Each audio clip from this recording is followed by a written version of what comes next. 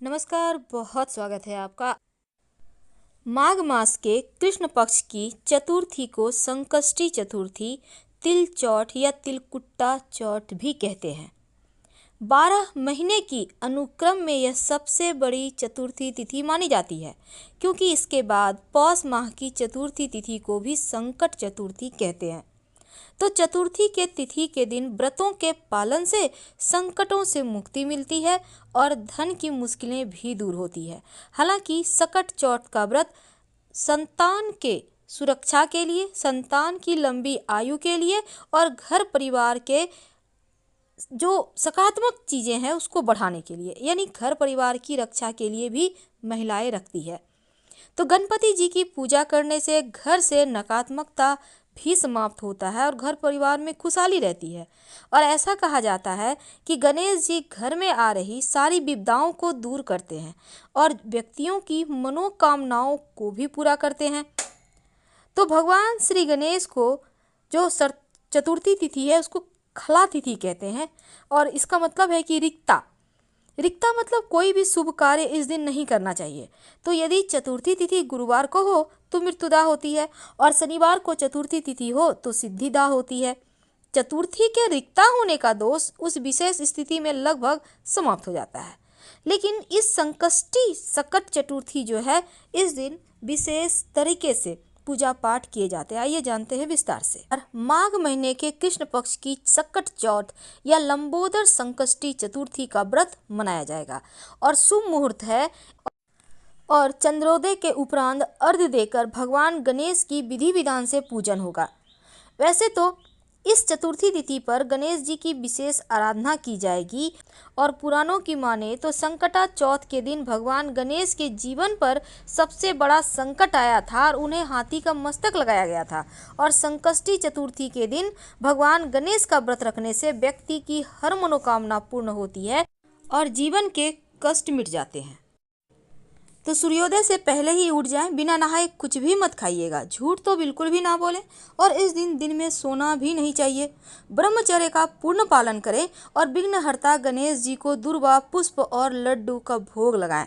संभव हो तो तिल गुड़ से बने लड्डू का भोग जरूर लगाइएगा। और अगर आप व्रत रखते हैं तो अन्न दिन में बिल्कुल भी मत खाइए, फल खाकर रहें और इस दिन दान देना विशेष शुभ माना जाता है। वैसे तो भगवान श्री गणेश को लाल रंग के पुष्प बहुत प्रिय हैं और भगवान गणेश को पूजा में जल, अक्षत, दूर्वा, लड्डू, पान, सुपारी का प्रयोग जरूर कीजिएगा।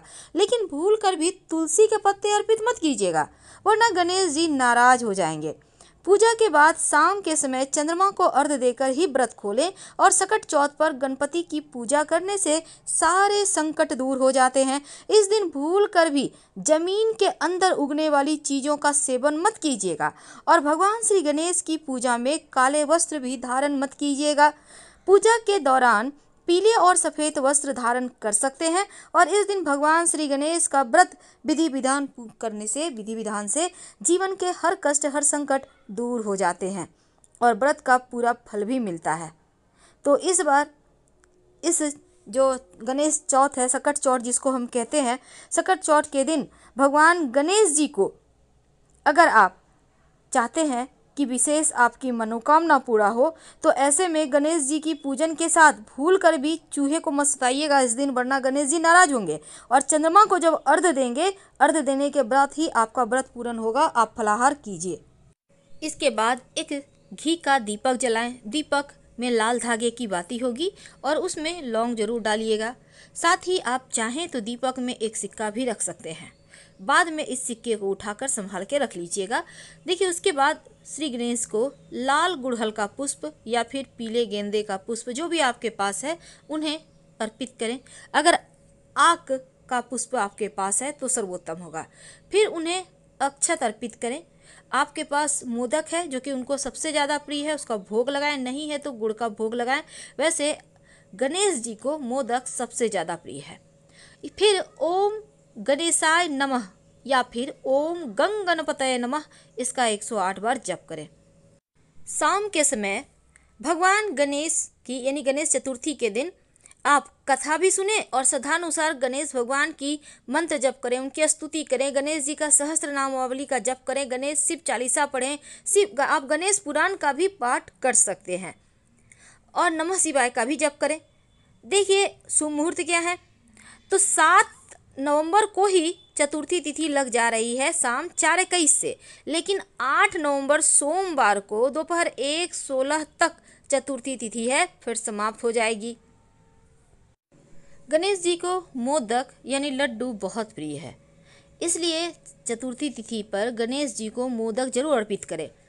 अगर मोदक नहीं है तो लड्डू भी अर्पित कर सकते हैं, अगर लड्डू भी नहीं है तो आप गुड़ की डली भी अर्पित कर सकते हैं। समी का पत्ता अगर गणेश जी को अर्पित किया जाए तो जीवन में धन की कमी कभी नहीं होती, घर में सुख शांति समृद्धि बनी रहती है और धन हर समय आपके पास होता है, बरकत होता है। भगवान गणेश जी को प्रसन्न करने के लिए उनको अक्षत जो कि चावल है अगर अर्पित करते हैं, जो सबसे पवित्र अनाज है, तो याद रहे सूखा चावल भूलकर भी गणेश जी को मत चढ़ाइएगा। पहले चावल को धो लें, थोड़ा गीला कर लें, फिर बोलिए इदम अक्षतम ओम गंग गणपतये नमः, इदम अक्षतम ओम गंग गणपतये नमः बोलते हुए 3 बार गणेश जी को चावल अर्पित करें।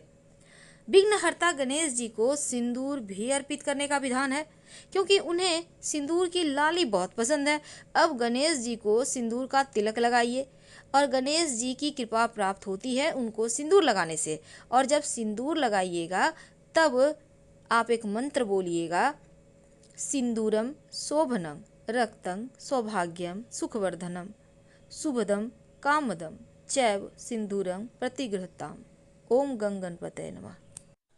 तो इस दिन दोपहर में लकड़ी के पाटे पर या लाल या पीला कपड़ा बिछाकर ईशान कोण में मिट्टी के गणेश जी और चौथ माता की तस्वीर स्थापित कर मोली अक्षत फल पुष्प समीप पत्र दुर्वा आदि से विधि पूर्वक पूजा करें। फिर गुड़ से बने हुए तिल के लड्डू या मोदक आप अर्पित करें और फिर आरती कर चौथ माता की कहानी सुने। महिलाएं कहानी सुनने के बाद सूर्य देव को 1 लोटा जल जरूर अर्पित करें और जल में लाल चंदन लाल पुष्प चावल तिल गुड़ डालकर ओम घृणी सूर्याय नमः बोलकर अर्घ दें तो उत्तम होगा। इसके बाद वहीं पर खड़े होकर 3 बार परिक्रमा करें। ऐसा करने से भगवान सूर्य जो है सुख और सौभाग्य बढ़ाते हैं और देते हैं। इस दिन तांत्रिक प्रयोग भी किए जाते हैं। भगवान गणेश की पूजा जब आप करते हैं तो मनोवांछित फल की प्राप्ति होती है और उनको प्रसन्न करके आप दुख नाश कर सकते हैं। कर्जों से मुक्ति मिलती है, सरकारी नौकरी की प्राप्ति होती है, सब जगह सिद्धियां प्राप्त होती है, वशीकरण होता है, शत्रु शांत हो जाता है और धन संपन्नता बढ़ती है। तो आज हम आपको एक छोटा सा प्रयोग बताएंगे। जब चंद्रोदय हो, चंद्रमा को अर्घ्य कैसे देंगे? देखिए, लोटे में जल भरें, उसमें लाल चंदन कुसा घास पुष्प अक्षत डालकर चंद्रमा को देखते हुए मंत्र बोलें और अर्घ्य दें। वैसे आप ओम श्रांग श्रीं श्रौं सह चंद्रमसे नमः भी बोल सकते हैं। और दक्ष कन्या रोहिणी के प्रियतम गणेश के प्रतिबिंब आप मेरा दिया हुआ यह अर्घ्य स्वीकार कीजिए। गगन रूपी समुद्र के माणिक्य चंद्रमा आपको प्रणाम है। तो चंद्रमा को यह दिव्य तथा पाप नाशक अर्घ्य देकर परिवार की कुशलता का प्रार्थना कीजिए।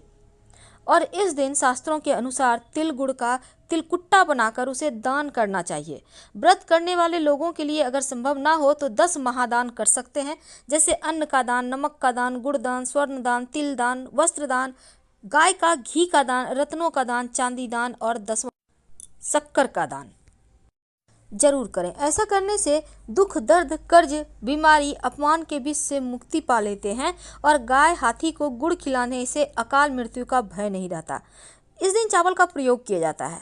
एक केले के पत्ते पर थोड़ा सा चावल रखें, इस चावल के ऊपर एक सिक्का और एक सुपारी रखें गणेश जी के सामने और पूजा के दौरान इस सिक्का और सुपारी को पूज लें। फिर बाद में इस सुपारी को उठाकर अपने धन स्थान पर रख दें, सिक्का को अपने पर्स में रख लें और ये जो सिक्का है उसको खर्च मत कीजिएगा। और जो सुपारी है, जब भी आपको लगे कि कोई बहुत ज़रूरी काम से आप जा रहे हैं तो सुपारी को अपने पास रख कर जाएँ और गणेश जी से प्रार्थना करें कि गणेश जी हमारे विघ्नों को दूर कीजिए। और जब आप वापस आएंगे तो उस सुपारी को गणेश जी के पास रख दीजिएगा, आपके कार्य की विघ्न बाधाएं हर लेंगे। गणेश जी और हर कार्य में सफलता दिलाएंगे। और जो चावल है इसका खीर बनाकर पूरे परिवार के साथ बाद में खा लीजिएगा। या फिर आप चाहें तो जहाँ चावल का यानी खाना बनाते हैं, चावल पकाते हैं, उसी डब्बे में भी रख सकते हैं अगर सेम चावल है तो प्रयोग करें। हम आपसे विदा लेते हैं। जानकारी अच्छी लगे तब लाइक कर सब्सक्राइब जरूर कीजिएगा। हर हर महादेव। धन्यवाद।